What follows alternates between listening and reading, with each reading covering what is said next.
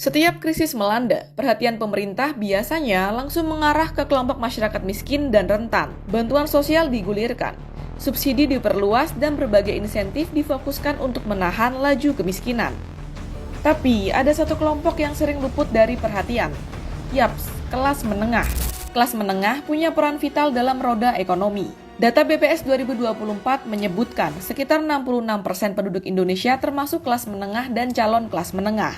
Mereka inilah yang menyumbang lebih dari 81% pengeluaran rumah tangga nasional. Pada triwulan pertama 2025, pemerintah telah menggelontorkan berbagai bantuan untuk mendorong pertumbuhan ekonomi.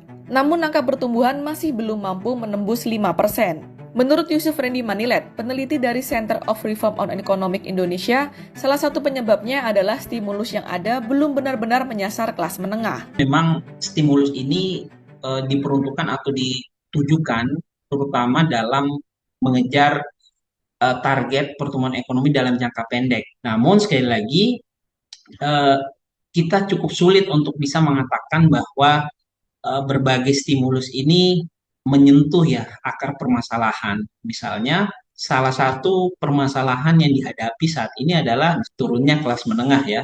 Nah, kalau kita lihat dari berbagai bantuan, ini dia tidak secara spesifik gitu ya, memberikan bantuan terhadap kelas menengah. Daya beli kelas pendapatan bawah tentu ini merupakan langkah yang patut diapresiasi. Tapi apakah kemudian bantuan ini cukup untuk bisa mendorong perekonomian secara umum tanpa memasukkan kelas menengah? Karena sekali lagi, kelas menengah jenis bantuannya relatif terbatas dan di saat yang bersamaan kelas menengah ini punya proporsi yang besar dalam konsumsi rumah tangga secara umum. BPS mencatat dalam 5 tahun terakhir, dari 2019 hingga 2024, jumlah warga kelas menengah menyusut 9,48 juta orang, tinggal 47,85 juta saat ini. Proporsinya pun ikut turun, dari 21,45% menjadi 17,13% dari total populasi. Kelas menengah bukan sekedar angka di statistik. Mereka adalah tulang punggung ekonomi. Dari guru, buruh pabrik, perawat, hingga pedagang online. Tanpa kebijakan yang berpihak, mereka bisa jatuh ke jurang kemiskinan. Saat itu terjadi bukan hanya daya beli yang runtuh, tapi juga fondasi masa depan ekonomi Indonesia.